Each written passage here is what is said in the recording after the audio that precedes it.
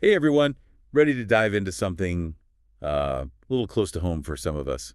Teenage rebellion. We're really going to pick that apart today. I think we all know that feeling, teenagers these days, but we're going deeper than that. Way deeper.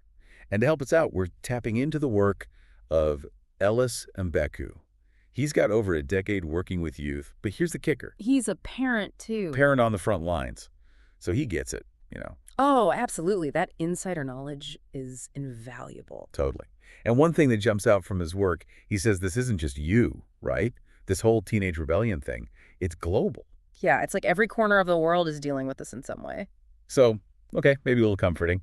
Like, it's not just my kids slamming doors, it's a whole thing. Right, a whole societal shift. But even though every generation thinks their teens are the toughest, Mbeku says there's some stuff going on now that's really different. Yeah, it's not just us looking back with rose-tinted glasses. There are some unique pressures on teenagers today. And I'm going to guess social media is a big one, right? Huge. It's not even just seeing bad behavior online, though that's part of it. It's how teens experience fame now. Validation. It's all different. Think back, you wanted to be famous, you had to do something amazing. Right, like write a hit song or something, not just film a TikTok. Exactly. Now everyone's got a platform, kids are getting thousands of followers, like overnight. Doesn't even matter if they're actually good at anything. Instant gratification, but like on steroids. And we know that doesn't always bring out the best in people, right? Even Mbeku had that wild example. Oh, you mean that influencer who told his followers to do that? Like, dangerous stunt for clout? Yeah. Like, what are we teaching kids?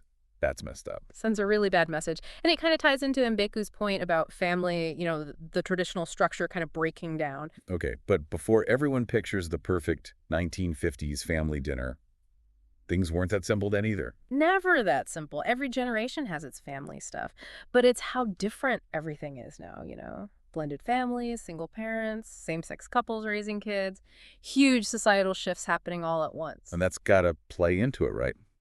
On top of that, Mbeku talks about economic anxiety. Families are feeling squeezed, and teenagers pick up on that. Absolutely. It's this constant uncertainty. They hear about jobs being lost, see their parents stressed about money. It impacts everything. Yeah, no kidding. It's like the rug's always about to be pulled out from under them. Exactly. And then on top of all that, we've got to factor in what's going on in those teenage brains, right? Okay, so brain science time. This is where I need a little help. What's actually happening in there? Think of it like this. You've got this building, right? And it's getting totally renovated, walls coming down, wires everywhere. It's a mess, but it's going to be amazing when it's done. Teenage brain. Makes sense. Hormones going crazy, emotions all over the place. Recipe for disaster sometimes. Totally. And Mbeku says during all that rewiring, teenagers are super sensitive, like to social cues, comparisons, all that. They're figuring out who they are, where they fit in. Which is already hard enough. Yeah. Right. But then throw social media into the mix. Whole different ballgame. Now they're not just comparing themselves to, like, their classmates. It's the entire internet. Perfect images, curated lives, impossible standards. Yeah, and when you don't measure up, which, let's be real, no one actually does. Yeah. That's got to do a number on your self-esteem. Big time. And that's where I think some of this rebellion comes in. It's like pushing back against a world that feels, I don't know, overwhelming, confusing. Like, hey, I don't know what the rules are, so I'm making my own. Exactly. And then, in Becker's next point, it's like adding fuel to the fire. Not enough good role models. This one gets me. It's like, it's not even that teens aren't seeing good examples. It's that even adults are struggling. Yeah. With, like, everything. Right. We're glued to our phones. We're getting in online fights. We don't have it figured out either. So who are we to tell them what to do? They see right through that hypocrisy. It's got to be so frustrating. Totally. They might not always say it, but they see it. And when adults are messing up, bending the rules, why should they follow them? It's like the whole system seems messed up. Okay, so let's recap. We've got teenagers wired to question authority, right? In a world that feels like it's falling apart, with not a lot of great examples to follow, what could go wrong? Right. And Mbeku doesn't hold back. He's like, here's what happens if we don't get a grip on this. Don't leave us hanging. Hit us with the potential consequences. All right, buckle up. First one, he says, we're looking at a breakdown of social order. And I don't just mean like kids being rude. It's it's bigger than that. It's like, how do we even function as a society? Paint us a picture. What does that actually look like? Imagine a world where rules don't really mean anything. Nobody respects authority. Everyone's just out for themselves. Okay, that sounds pretty bleak. But come on. Teenagers have always rebelled, right? They have. But Mbeku's saying this time it's different, like the intensity, how widespread it is, plus everything else going on, it's a recipe for disaster. Like we're on the edge of something.